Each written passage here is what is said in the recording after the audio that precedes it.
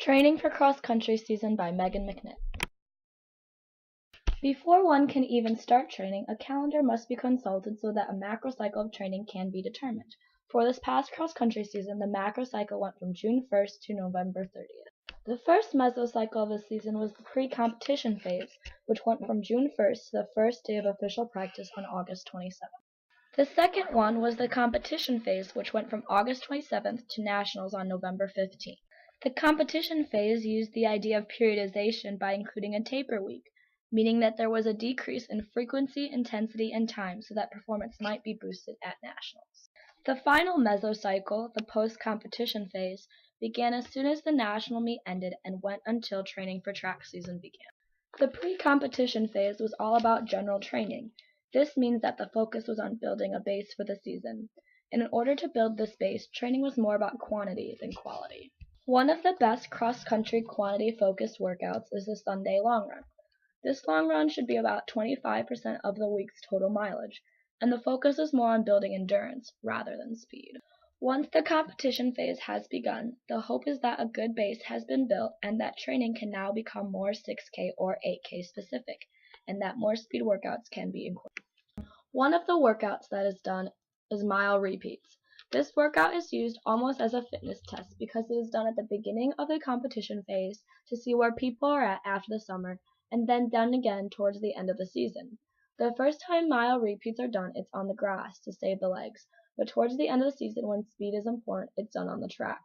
The goal of this workout is to run each mile faster than 6K or 8K goal race pace and to average faster at the end of the season than at the beginning. Another workout that is used is the Michigan workout.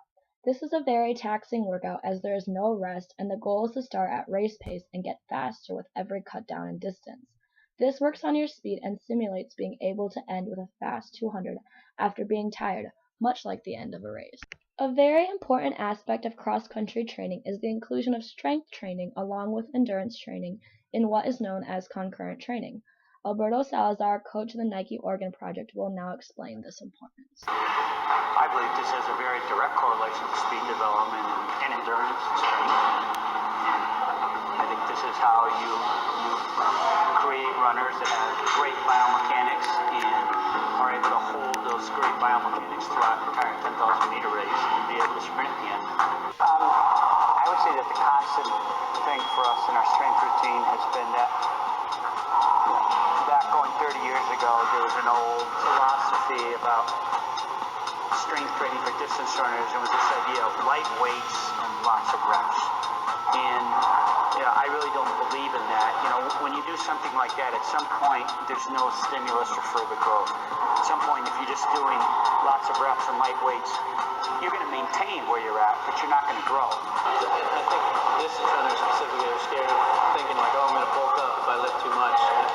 I've never seen it. It's very hard to bulk up. I've never seen a single athlete of mine bulk up by doing this stuff.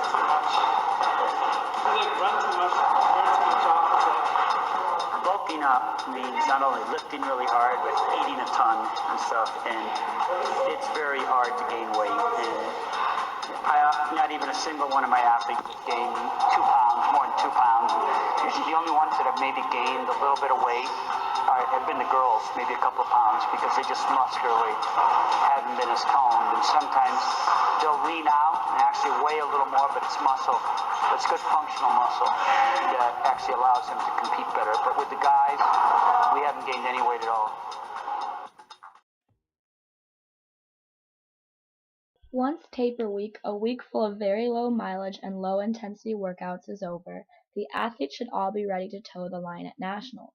This is the race that every mile run and workout completed has been leading up to. And as long as every athlete listened to their own individual bodies and took time off by cross-training when needed, no overtraining should occur. This is very important because overtraining is the biggest source of injury in runners. Nobody wants to have to ask what if after a national meet because of injuries, when instead they could be celebrating with their teammates. Yeah, we always find our way back home. After the meet, the post-competition phase and recovery can begin. Most people take time off from running and instead cross-train, while others just run very low mileage. This phase continues until training for track season begins.